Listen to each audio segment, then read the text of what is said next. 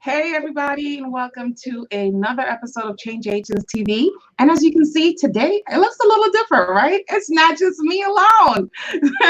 So, my name, my name is Tracy V. Allen. As most of you know, this is your first time catching me. I'm the owner of TVA Consulting. And today I have my colleague and my friend and my other nonprofit consultant, Ty Boone, with us. Ty, say hey. Hello. So, Ty and I work closely together on certain projects. And one of the projects we're bringing you in July 14th, is building profitable programs, the logic model mastery. So we're going to be doing a few little segments together leading up to that, talking about programs and why programs are so important. And like Ty likes to say, the funding is in the programs, right? No pay, no program, no pay. That's her motto. The fundings are in the programs, which is the truth. So let's talk about what programs are. So what are programs? So I can start with what programs are not, and this is what. So I have that. So let me put that up for them. Right? Programs are not. Programs are not events, people. Programs are a systematic approach to solving a problem, right? It is a long-term solution to a problem. Events and these activities and these things like that, they're just short-term fixes to situations. And what funders really want to see is that you know how to solve a problem. You do that by creating programs, systems, and processes. And I'm not going to go on to that. We got plenty of time. Y'all going to see a lot of us, right? But you want to create a process where you're taking your priority population, and priority population of those people that you are there to service, those people who you're trying to change the lives of. You take your priority population through some stages. You know, whether you're doing that with a behavioral model, whether you're doing that with some type of curriculum that you are implementing, you're taking them through some stages that you're going to create a change that's going to eventually produce an impact that's going to really make a difference, not just for them, but to the community, to the world even. That's how you get money. That's right. The pay in the program. The funding is right there. I'm telling y'all. Right. And when you talk about what programs are not, you mentioned something that a lot of people think that programs are, which are curriculums. Programs are not curriculums. Curriculums are a part of the program, but a program is not a curriculum, because I hear a lot of nonprofit leaders say, oh, well, we have a curriculum, but do you have a program?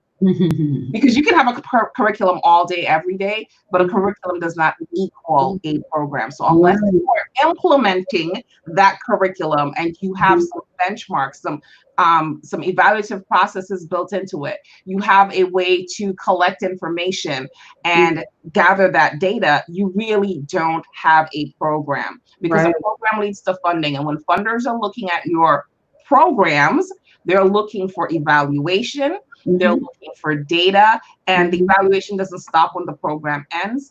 That's one thing I want to really drive home to people. You have to follow these people to see if the change that your program was supposed to enact actually took hold and kept going. So sometimes you need to bring people back into the program, or have a step-up program for them, or take them back to a remediation process. But your program has to be holistic. It's not, like Ty said, it's not just activities. Activities are activities, and programs are programs. Right. So Gala is not a program. It's called Change Agents TV, because we said change like so many times, like already change. This is what this work is about, creating a change. And sometimes we kind of get upset, it's like, oh, they're not giving us any money, and we're doing all this work and they're not doing anything. But have what you done actually brought about a change, for anyone? And how are you proving that? Right. Evaluation, and how do you prove that you made a change? Because you have to implement something called evaluation. I always talk about implementing for impact, right? Because there's no use just kind of doing stuff to be doing it. I posted the other day, don't just do it, and don't just do it. We got to have it. I know Nike and those folk are like, just do it, but don't for this right here. Don't just do it. We're just not just doing things. We're trying to produce a change, and we have to be able to measure those changes. And the only way that we can really effectively measure that is we put it into a programmatic system, because the programs walk you through these different phases, right? And you're going to be able to stop at certain points. You're going to be able to know whether or not this is even working. You're going to be able to know whether or not you should do it over. You're going to be able to know whether or not what you're doing is making a difference. Like you were saying, even after even after they come through your little curriculum or whatever you got going on, what happens to them after this? What happens after we've gone through this thing and now we, made higher scores on our ACT? What happens? Do we go to college? Right. If we go to college, do we graduate college? Do we get a career? What happens? If you're able to communicate to the funder that, hey, folks came through my program and they got their stuff together, the funder's going to be like, yeah, the pay is in the program. That's what we're going to get. We got the money. I worked for several GED programs, and the mission or the goal of the program is to get people their GEDs. But after the program is finished, that's not the end of the program. They have to go through some type of consultation, some type of counseling to figure out, okay, so now you have your GED, what's next, right? And some of them would choose that they want to go to a vocational program, or they want to go on to college, community college, or they want to go into some type of service-based program, and some of them will not. So the people who will not, you let them have their grace and you let them go home and do whatever. And then in 6 months, we follow up again. So, hey, so how are things going? Are you ready to move on to the next step? Because everybody's time is not the same. But at the end of the day, program is about follow through and long-term change. Because the goal of the GED program is not just to get the participants their GED, it's also to enact change within the household, because a more educated parent will have a more educated child. They'll see the value in the education and be more active or in the process of educating their child, going to school, going to those PTA meetings. So it's, like you said, it's a trickle down effect. The change is not just with that one person. The change is trickling down throughout the community. So that is the reason for actual programs. I love your scenario right there. That is awesome, just awesome. You can just kind of see the type of impact something like that makes. You get, because we know statistics show, and this, we got to do the research that's also based in programs, right? You know that a household that has higher education is likely to produce kids who also get higher education. These people are more likely to move above poverty and things like that. Those kind of things that graduate you from one level in society to the next, just because you got your GED, right? But if you don't implement this in a programmatic approach, then we lose all that data. We lose all that information. And what do funders want? They like data. They see numbers. Exactly. Money is numbers, right? Evaluation is numbers. They got money because they're funders. So everything that they're looking at in numbers. How do you know we're making this difference? How many lives have you changed? How many GEDs have you actually helped people to obtain? And what happened to them after they got the GED? How big of an impact are you making across the community, across the state, across the country? And can we use what you did and put it over somewhere else? Exactly. And that is a true testament of a good program. Is your program implementable somewhere else? Do you have your program put together in writing, people, not in your head, in writing, in a way that I can now take this program and I can go 500 miles away from you, never call you, and enact that program just as it should be? And that is a true testament of a program, with all of the benchmarks, all of the evaluative processes and everything in place. Can we do that? And I like to use the analogy too, because I know we have both encountered a lot of nonprofits like this, where, oh, so what's your program? Oh, we're giving out food every Saturday down at Front Street, right? And okay, so you're giving out food to the homeless, and I'm putting that in quotes, in air quotes, because how do we know that these people need the food that you're giving them? How do we know it is that they're homeless? It could be any random person walking up to your spot and taking food just because you're giving it out free. That is not a program. I don't care how many times you do that. That is not a program. When it does become a program is when, again, you have a process like we talked about, like Ty talked about, like I talked about. You have that process. So we're going to go down to Front Street and we're going to give out food. Okay. Do we have a document where people need to sign up so I can capture some names, some ages, some sex, some demographic information? Mm-hmm. You know, how do we know they're homeless? What is their what budget do they fall under? You know, did they identify themselves as homeless? This is how we're going to start creating a program out of just an activity. And what are their needs? I mean, like you were saying, they may not want food. You know, Right. Exactly. My husband and I have stopped to give people food. And I remember one time my husband went in and he bought a burger. We were at a burger place and he bought a burger for the homeless guy. And the guy was like, I don't eat that. And so, you know, the thing is, first of all, I was like, okay, you said you were hungry, but you don't eat. But maybe that's not what he needed right then. Maybe he needed us to, help him get somewhere to sleep or give him some socks or whatever. At the moment, that wasn't on his priority, getting anything to eat. So how do you assess those things? When you say that you are serving the homeless, what are you doing for them? Are you giving them some place to stay? And if you are giving them some place to stay, how do they graduate from that?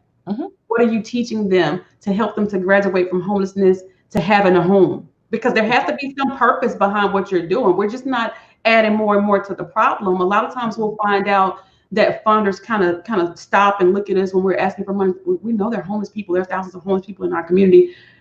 We're giving them food. Okay, but the community wants to eradicate homelessness, right? The community wants to get homeless people off the street to make them more productive. So what are you doing to do that? You know, if you serve them, if you give it to them, they're gonna come. Right. But when because you're giving it to them. But if you welcome them through a process, then you get to see who's dedicated to the process, who really wants to make a change. And that's where you are able to communicate to the funder that, hey, what we're doing is really, really making a difference, because that whole change agent TV thing that Tracy has right there, I'm pointing at this on the screen. That's what that is about, because I'm creating a change. I get here, giving them food is not creating a change. You're giving them food is feeding them, because tomorrow they're still homeless, right? They're just homeless and they're full, for a few minutes, and they're going to ask for money again. But when you can create a system where you take this homeless person, and you can walk him through some stages, and maybe he's an alcoholic. You don't know what conditions led him to this. This is about that intake process we're talking about. What are some factors that led him to this point? What are some things in my organization, based on my organization's mission? Don't just be reaching out for stuff, right? But based on my organization's mission, what are some things that we can address with this homeless individual to move him from point A to point Z?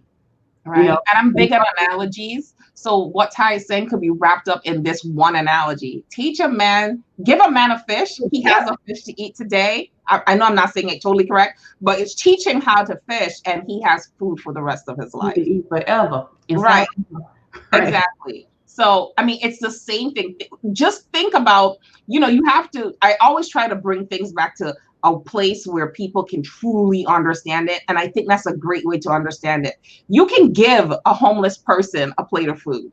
Okay. So he has food today, but does he have food the next day, the day after that, the day after that? You have to enact change, right? And the change comes in, okay, so why are you here?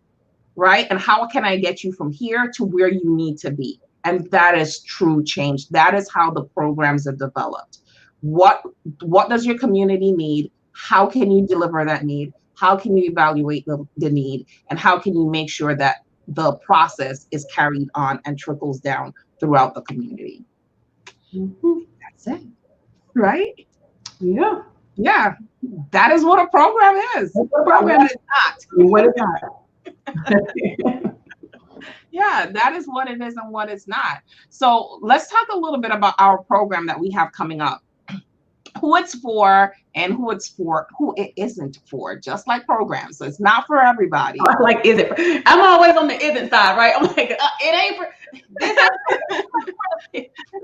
Right. This is not for the faint of heart. Right? It's not.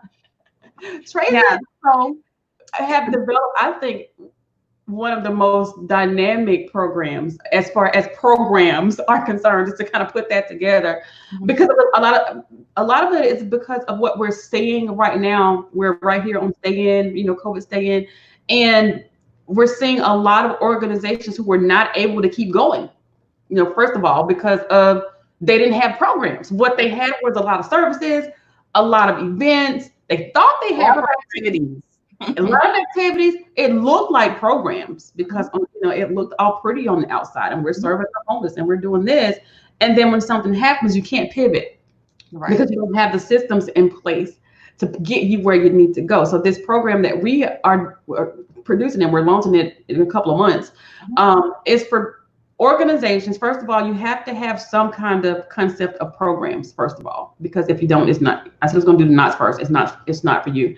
If you don't understand what programs are, and if you don't identify the need to develop your programs. So if that's a thing that you do not yet identify in your organization, then this is not for you. This is for people who understand the need for programs, who are even looking for funding to grow your programs, for program support, those kind of things.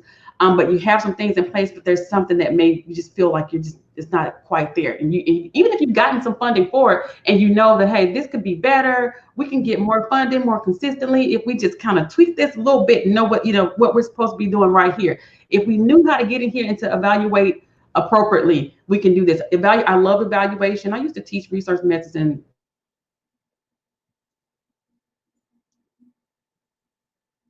Oh, Ty, you are frozen.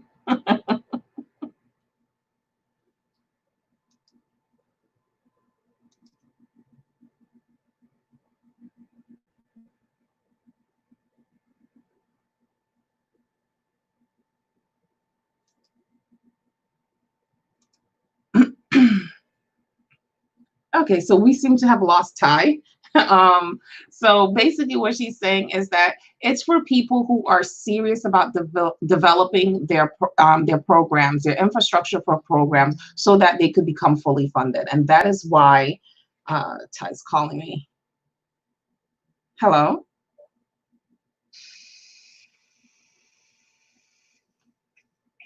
You can go back in, Ty. That was so very good, and the plug on my computer came out of the wall. Okay. And the computer shut down.